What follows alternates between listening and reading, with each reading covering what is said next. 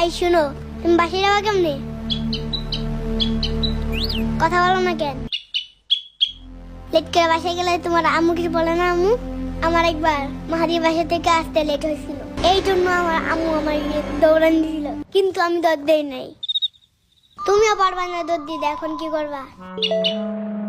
কোন জায়গা থেকে উঠে নিছিলা? হ্যাঁ, এত পাকনামি কেন করো? ছোট মানুষের মতো থাকতে পারো না?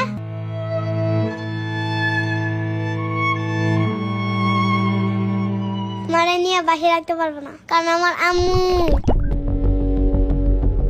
না আম্মু, না আম্মু এটা, এই যে, না না এইটা, এটা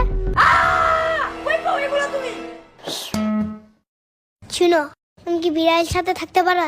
দেখো, আর কিছু করানো নাই।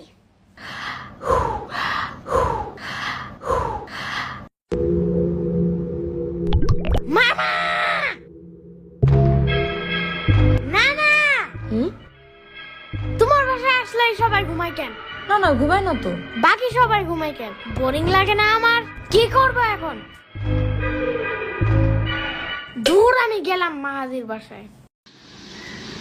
মাহাদি, ওরা তো বাসায় নাই, সবাই গ্রামে গেছে। উফু, আরে এটা কই পাইছো?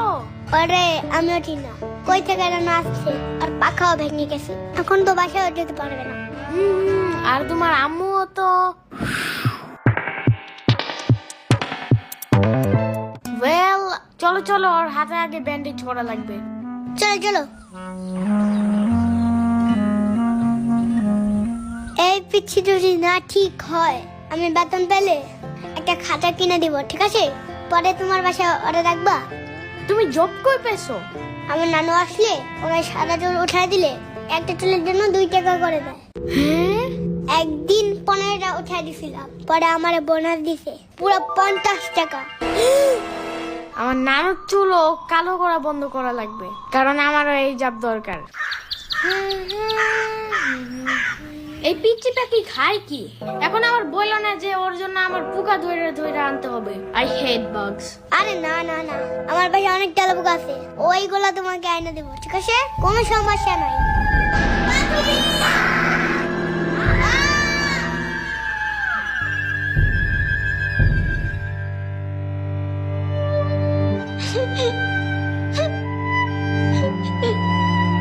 সমস্যা নাই, চুপ করো চুপ করো।